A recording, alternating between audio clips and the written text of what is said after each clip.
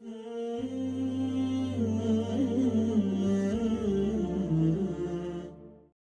الله الرحمن الرحيم الحمد لله رب العالمين والصلاة والسلام على أشرف الأنبياء والمرسلين نبينا محمد وعلى آله وصحبه أجمعين وبعد. So this will be an important lesson. We've covered that in the qawl chart, the Arabic word or any meaningful utterance is either a mufrad, a single word, or a murakkab, it's multiple words. Now, the mufrad is either an ism, fi'l, or harf. We have covered the ism and fi'l. We are now moving on to the harf. The harf is something which indicates a meaning in something other than itself. So, for instance, fi means in, but obviously you need some sort of um, material for the inness, for lack of a better word, to be found, containment essentially. Ala means on, but you need some sort of desk or a surface for on to occur upon. So it indicates a meaning in something else. It indicates being over something else, being inside something else, being towards something else, being from an earlier point, etc., etc. Likewise, for instance, questioning, particles used for questioning, right? Like, are you there, for instance? So questioning indicates a meaning in something else. Um, and there's many more examples of this. Negation. Negation indicates a meaning in something else. I am not here, for instance. So not is indicating a meaning within my presence. And that's what we mean when we say that it requires or it indicates a meaning in another word. This is a harf. In the Arabic language, huruf are, there's multiple classifications, but we've taken this classification from Abu Hayyan, who's a great grammarian, that it's either muhmal or mu'mal. What does muhmal mean? Muhmal means that it doesn't affect the position. And we'll explain what we mean by position shortly. Or it's mu'mal, where it actually affects a position. And to understand this, we'll take an example of the mu'mal first. So the example of reading here for al-mu'mal is fi. Fi means in. Fi means in. Just keep in mind that the default in words in the Arabic language, right? Not necessarily a default, but when you read words normally, just read it with a dhamma. Just read them with a dhamma. Al masjidu. That's like the normal state of the word. Not state per se, that's the normal default position of the word. When we add fi means in. So meaning wise, al masjidu means the masjid. Fil masjid means in the masjid. So you've added on that meaning. But along with that, something else that happens when you add on fi is that al masjidu becomes al masjidi. So fil masjidu became fil masjidi. And that happened because we added on fi. To be more accurate, al masjidu became fil masjidi because we added on the word fi. Notice over here, fi affected the last or the haraka in the last letter. And I mentioned to you previously that the meaning in the Arabic language is hidden within the last letter. Now, certain huruf have this ability. They're mu'mal, meaning they're able to affect the haraka in the last letter. They're able to affect the position of the last letter. We'll explain position to you shortly. Other huruf don't have that ability. They are not able to affect the position of the last letter. And the example of this is the alif lam. Alif lam is a harf, right? It means the. It's showing a definity or specificness.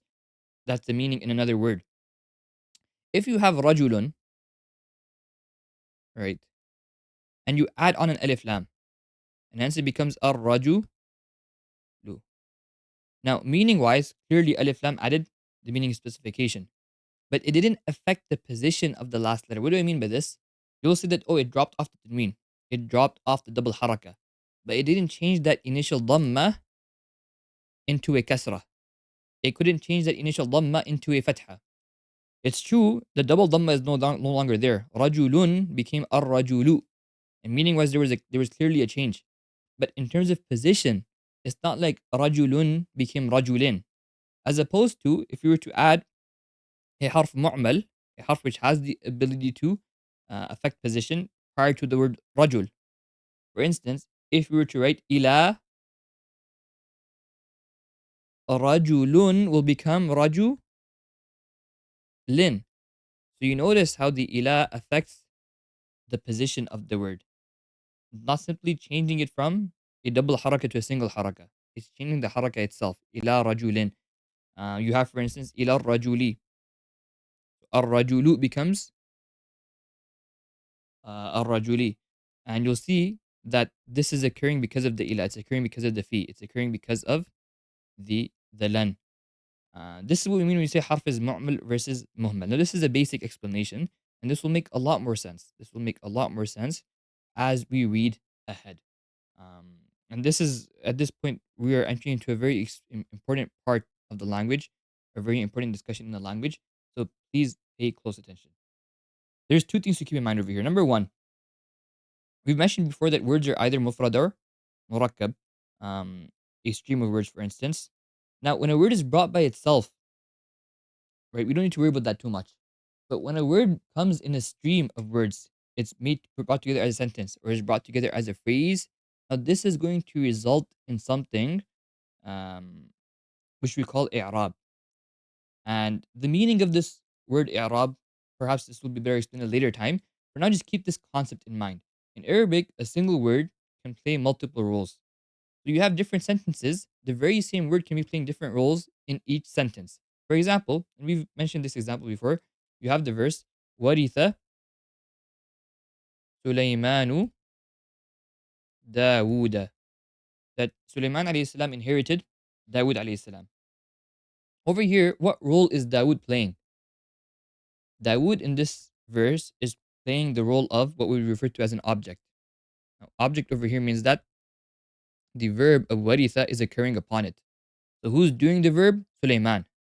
Sulaiman alayhi salam is doing the verb because he's the one who is inheriting. Who is the verb being done upon? Dawood, because he's the one who is being inherited. Sulaiman is the doer and Dawood is the object, in the meaning that, in the sense that the verb of inheriting is occurring from Sulaiman upon Dawood. Dawood is the one who's being inherited, whereas Sulaiman is the one who is inheriting. All right. Now notice, look at the endings. Waritha Sulaymanu, the doer, ends with a dhamma, whereas the object over here ended with a fatha. Waritha Sulaymanu Dawood. Let's take another sentence from the Quran as well. وَقَتَلَ دَاوُودُ جَالُوتَ. And Dawood alayhi salam killed Jalut. David killed Goliath. Now I'm going to notice over here, whereas in the first sentence, Dawood was serving as the object. The action was being done upon Dawood. Over here in قَتَلَ دَاوُودُ, now Dawood became the doer. وَقَتَلَ دَاوُودُ, Dawood killed, who did he kill? Jalut, Goliath. Notice how the role of Dawood changed. The role of Dawood changed from sentence A to sentence B. Initially, Dawood was the object, Suleiman was the doer. In sentence B, Dawood becomes the doer, and notice how the ending also changes. Whereas Jaluta becomes the object, and that's why it has a fatha at the end. All right, so you'll have noticed that these words in different sentences, they can play different roles. Isms in the Arabic language, to be exact, can have different roles. Now, and this is important, based on the role Arabic words play, they fall into positions. Based on the role you're playing, you will have, or you'll experience, or the word will experience a position. And that position is reflected in the last harakah. So when Suleiman was playing the role of doer, it fell into a position. That position, we're going to teach you in a bit. And that position was reflected by a dhamma. That's why, when you hear Waliyah Suleiman, that is that Suleiman that's inheriting, not Dawood. Meaning that Dawood is not doing the action, Suleiman is doing the action. And Dawuda has the role of the object of the verb. He's the one being inherited. Because of that word in the sentence playing that role, it falls into a certain position. And that certain position is reflected in the last harakah with a fatha. Take the very same word Dawood in a different sentence, and now it's playing the role of the doer. And because it's playing the role of the doer, it falls into a specific position. That specific position is reflected by a dhamma. And that's what we say that qatala Dawudu, it would mean that Dawood killed, as opposed to, for instance, Goliath killed or Jalut killed. Jaluta over here is the object. Jaluta over here is the object of the verb. And on account of being the object, that's the role it's playing in a sentence, it experiences a position. It falls into a position. And that position is reflected by the fatha. Now, this is important. This is extremely important because if you flip this around, the meaning will change. If you flip this around, the meaning will change. And we mentioned this previously. When we say huruf are either mu'mal or muhmal, well, all we mean to say is that this harf has the ability to cause a position. And obviously, if it's causing a position, the last harakah, or not the last harakah per se, but the reflection, that position must be reflected. That position must be reflected. Afwan, that position must be reflected, which oftentimes occurs through the last harakah. All right. So keep the following in mind: role, position, reflection, because this is the core of the Arabic language. Role, position, and reflection. If you understand this, it will become very easy to understand, and the lessons that will come after this. Role, position, reflection. Words can play different roles based on the role a word is playing. It will fall into a position, and that position needs to be reflected. Now the question comes down to how many roles can an ism play? So an ism can play a total of, or let's say, how many roles can a word play? A word can play up to um 25 roles. A word can play up to 25 roles, and these roles will result in one of four positions. One of four positions, and obviously those positions need to be reflected. Um, in this lesson, because we just want to get a glimpse of this, we're not going to go over each and every single role. That will come little by little. Likewise, we won't mention all the positions. I'm going to mention three positions to you, as opposed to all four. And even in reflection, we'll only mention one reflection, the default reflection to you. Now, keep in mind over here that not all these roles are used at the same amount. So when you're learning the roles, we learn them little by little, and obviously you apply them. And then when you cover a book in grammar, all the roles will be mentioned to you in detail, bi'idhnillah, and all the details regarding them will also be mentioned little by little. For now, what we have to understand is that think of this as a field, right? A soccer field, for instance, or perhaps not a soccer field, but just a field in general. And you have a lot of players on the bench, and you're going to take these players as a coach, and you're going to put them into positions on the field, or they're going to have a role, and that role will make them fall under a certain position. In total, you have four positions. Your four positions are number one, net, right? You have someone in net. Then you have the defensive position, defense. Then you have midfield, and then you have offense. All right. You have to place players in roles that fall under these positions. So under net, you have one role because you only have one goalie. Under net, you only have a single role because you only have one goalie.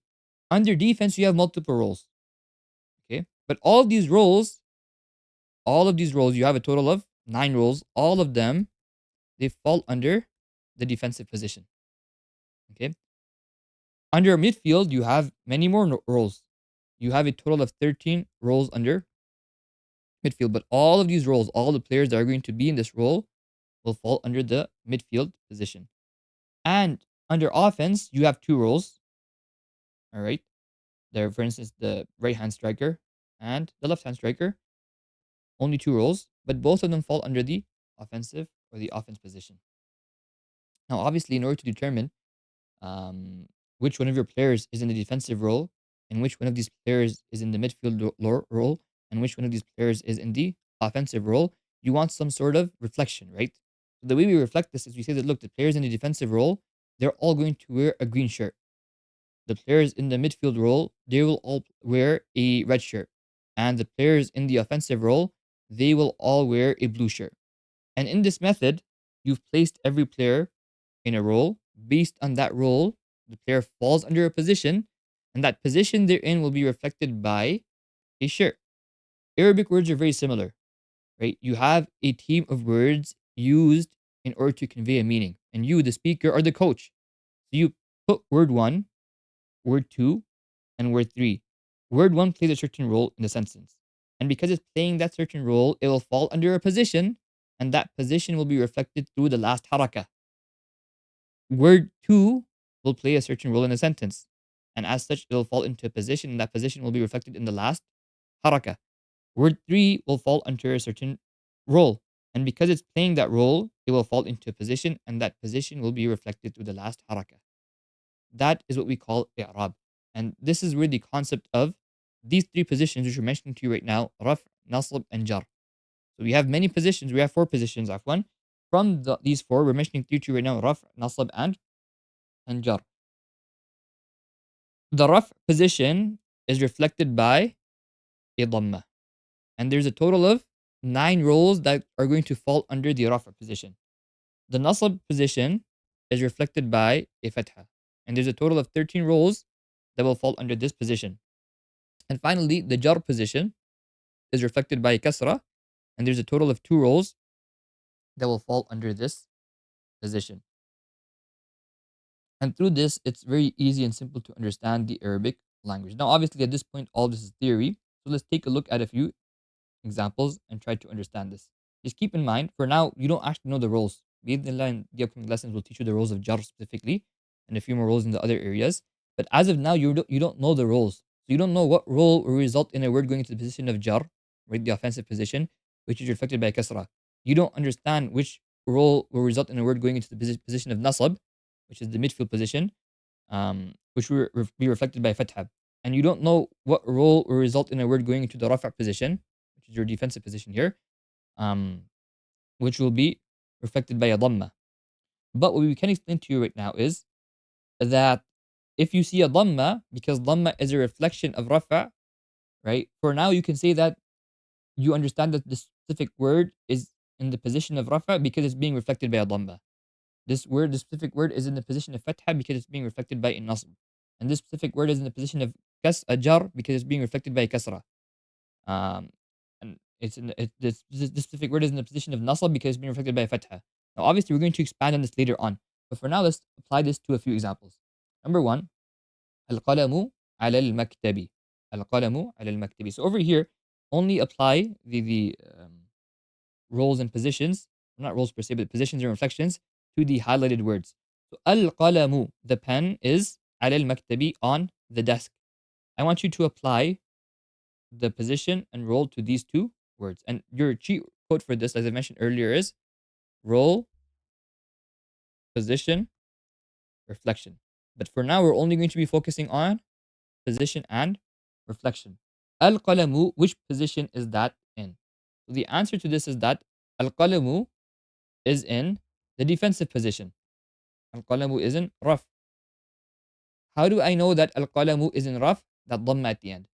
Because I told you that generally speaking, dhamma is the reflection of raf. So because al-qalamu has a dhamma at the end, that is reflecting the state of raf. Ala is a harf. So ala we don't need to worry about.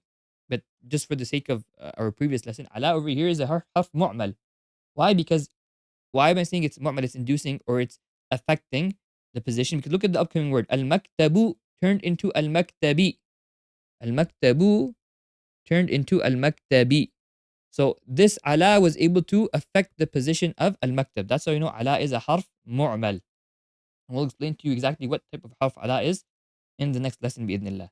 As for al-maktabi, the word al-maktabi, which position is al-maktabi in? Sometimes instead of position we say state. So they're both interchangeable. Which position is al-maktabi in? Al-maktabi is in the offensive position of jar. How do we know this? Because there's a kasra at the end. So kasra is reflecting the state of or the position of jar. So al-qalamu ala, we'll just make this orange. Al-maktabi. Notice how it is in jar. And how do we know it's in jar? Because it's being reflected by the kasra. Al-qalam is in raf, position of rafa. And how do we know it's in the position of raf? Because it's being reflected by a dhamma. Al-maktabi is in the position of jar. And how do we know over here that it's in the position of jar? Because it's being reflected by a kasra. All right. Let's look at our next example. كتبت كتابة. I wrote a book. كتبت كتابة. I wrote a book. Now, كتبت, what does كتبت mean? Look, think back to what I taught you in the previous lesson. You have a verb, it's an action, and you add on a ta with a dhamma towards the end. So what does that mean? Let's go to the table again. What does ta malbuma mean? Ta with a dhamma at the end. What does that pronoun stand for? Does it stand for you and man? Does it stand for you and woman? Does it stand for you two men? You two women? Think to yourself into the table, look into the table, and determine what the ta with the dhamma at the end stands for. The ta with dhamma at the end stands for I one, male or female. So that's towards the end of the table, right? Nasara, nasara, nasaru. He one man helped. They two men helped. They two plus men helped. Nasrat, nasarata, nasarna. She one female helped. They two females helped. And they three plus females helped. نصرت نصرت ما نصرتم. You one male helped. You two males helped. You three plus males helped. نصرتي نصرت ما نصرتن. You one female helped. You two females helped. And you three plus females helped. نصرت I helped. That over there is what this refers to. نصرت I helped. نصرنا we helped. Now, in the Arabic language, you can take any verb, put it in that format, right? And you'll have the meaning of I. So كتب means to write. نصر meant to help. كتب means to write. Put it in the format نصرت كتبت. It means I wrote, right? ضرب means to hit. Put it in the format ضربت means I hit. فتح means to open. Put it in the format فتحت means I opened. So كتبت means I wrote. What did you write? What's being written? What's the object? كتابا, a book. What is being written? كتابا, a book. Now, what is the position of kitaban and how is this position reflected? So, once again, we look at the word kitaban and we realize that there is a fathatain towards the end. So, we look into our chart and we see that the state of nasab is reflected by a fatha. So, kitaban is falling under one of these 13 roles. Right? There's 13 up to 13 roles. Kitaban is one of these 13 roles which results in it being in the place of or in the position of nasab, which is reflected by a fatha. Now, the role itself we don't know, but the position we understand it's nasab, and the reflection we understand is fatha. So kitaban. Notice the fathatain over there. Whether it's a single fatha, whether it's two fathas, they still indicate the state of an nasbu.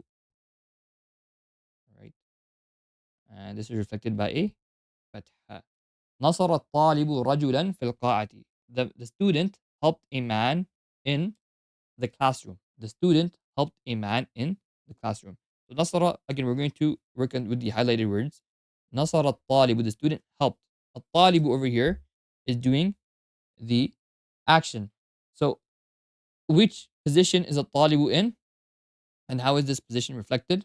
Once again, we look at our chart over here and we see that الطالب is being reflected with a dhamma, and the position over here that by default is reflected with a dhamma is the raf position. So therefore, الطالب is in raf. الطالب is in the state of raf. And how do we know it's in the state of raf or it's in the position of raf? Because it's being reflected by a dhamma. All right. نصر الطالب رجلا. Now look at rajulan and explain to me which position is rajulan in and how it's being reflected. The answer is rajulan is in the position of nas, being reflected by a fatha. Right? Fi we're going to leave. It's a harf. And you'll notice that fi is affecting the upcoming word. And then you have al-qa'ati. Al-qa'ati. Which position is that in? That over there is in the position of jar.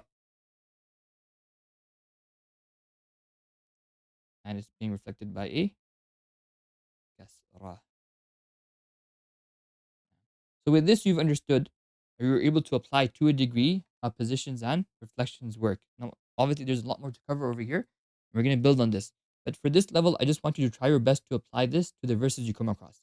Come across a Quranic verse, try to apply this to certain isms in that verse. First, determine it's an ism. And by the way, as a side point, how do we know at-talib is an ism? Right? So it gives a meaning in and of itself without being attached to a tense, student, man, classroom. But along with that, notice that at-talib has an alif lam. And I told you in the previous lesson that alif lam is a sign of an ism. Rajulan has a double fatha, tanween, and tanween is a sign of a word being an ism. Now there's also other signs. There's also other signs we haven't taught you yet. So if you come across a word which doesn't have an alif lam or a tanween, it doesn't mean it's not an ism. It can have a different sign.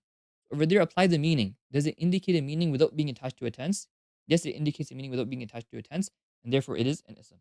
Now let's look ahead at this verse. And like I mentioned, you should try applying this. You have to apply this to verses. And always keep in mind role, position, reflection. And for now, we're just going to be pinpointing the position and the reflection. Position will either be raf, nasab, jar. Raf is reflected by a dhamma. Nasb is reflected by a fatha. And jar is reflected by a kasra. Let's look at the second and third verse of Al-Fatiha. Ar-Rahman ar-Rahim, Maliki yawmiddin. Ar-Rahman means the most merciful, right? The highest level of mercy. And Ar-Rahim means the ever merciful. Allah subhanahu wa ta'ala's mercy is not something that it's something that's always there, that always envelopes and protects the human being. Maliki, the owner, or in one recitation, Maliki, the king of Yawmiddin, the day of recompensation or judgment. All right, that is a loose translation. Let's take a look at these words. Ar-Rahmani, number one, it's an ism. There's an alif lam. Ar-Rahim, there is an alif lam, there's an ism. Malik means owner. Owner is something that indicates a meaning in and of itself without being attached to a tense. Yawm, yawm means day. Now, is day an ism or a fi'l? You can think of that. Ad-Din means compensation, right? Jaza. So it indicates a meaning in and of itself without being attached to a tense. All of these words are isms, and just think about Yawmi. We'll answer that for you in a minute, bi'idhnillah. Now, Ar-Rahmani, what's the position and what's the reflection? Ar-Rahmani, position is jar, reflected by a kasra. Ar-Rahimi, once again, position is jar, reflected by a kasra. Maliki, once again, position is jar, reflected by a kasra. Yawmi, once again, position is jar, reflected by a kasra. Ad-Dini, once again, position is jar, reflected by a kasra. That's interesting, isn't it? Over here, we have words back to back, all of which are in jar. And we'll explain to you exactly why this happens later on. Let's take a look at another verse. Ihdina siratal mustaqima. So, ihdina, oh Allah, guide us. That's a command verb. Guide us, na, as-sirata, to the correct or the straight, al-mustaqima, pathway. Um, the straight pathway. Now, this as-sirat, what exactly does as-sirat al-mustaqim mean? That's a tafsir discussion. For now, we're just going to try to understand the state of the words as-sirat, the pathway, which is al-mustaqim, straight. نعم. اهدنا الصراط المستقيم. All right. Notice that they are both in the state of nasb. They're both in the state of nasb, and they're both reflected by a fatha. So determining the positions slash states as well as the reflection is not difficult, right? But obviously, there's a lot of detail we're going to come across later on. For now, even if you make mistakes in this, it's fine. But just try to understand the general idea of how these positions are reflected on certain words, and how by using the reflection you can determine the position. And for now, just put this into practice during the verses using the verses you come across. And obviously, send your examples in the chat, send your examples in the comments, and we will comment on them bi'idhnillah. Now, just one last benefit. Yawmi, is yawmi an ism or a fi'l? So, yawmi means day. Someone might say that, you know what, day technically indicates a time. But keep in mind, I said that an ism is something that indicates a meaning in and of itself without being attached to a tense. So, day is not a tense. Day is more of a name of a time. Day is more of a name given to the present time. It doesn't indicate the tense of present. Rather, it's a name given to the present itself. And that's why Yaumi is an ism. Yaumi indicates a meaning in and of itself without being attached to a tense. It's not indicating past tense, present tense, or future tense. That's why you can say like a day passed in the past. You can say a day will come for the future. Because day in and of itself does not indicate a tense. That's why it can be used for all three, present, future, or past tense. It's more of a name, a title given to um, a, a day essentially. With this, we've explained the harf is of two types, muhmal and mu'mal. Mu'mal is that which indicate or affects a position. Muhmal does not affect a position. And then after explaining that mu'mal affects a position, we explained to what positions are. Right? So understand that Arabic words experience roles. This is important. And based on these roles, they fall into positions. And these positions will be reflected by the haraka in the last letter. And then we explained to you that we have four positions and we have 25 roles that are distributed amongst these four positions. From these four positions, we mentioned three of them to you. Al jar is a position. It has two roles, right? The offensive position, the strikers. And that will be reflected by a blue shirt, i.e. kasra. Okay, nasab has a position, midfielding. And all the midfielders, about 13 rows of midfielders, they're all reflected by a red shirt. And we give an example of a fatha. And finally, defense has a position. Raf has a position, which is defense, the defensive position. We have 9 roles underneath the defensive position. And they will all be reflected by a green shirt, for instance. And the reflection you come across oftentimes will be a dhamma. So use this to help you understand the role of i'rab in conveying meaning. And we're going to build on this concept later on. For now, just keep this in mind. Role, position, reflection, role, position, and reflection. Assalamu alaikum wa rahmatullahi wa barakatuh.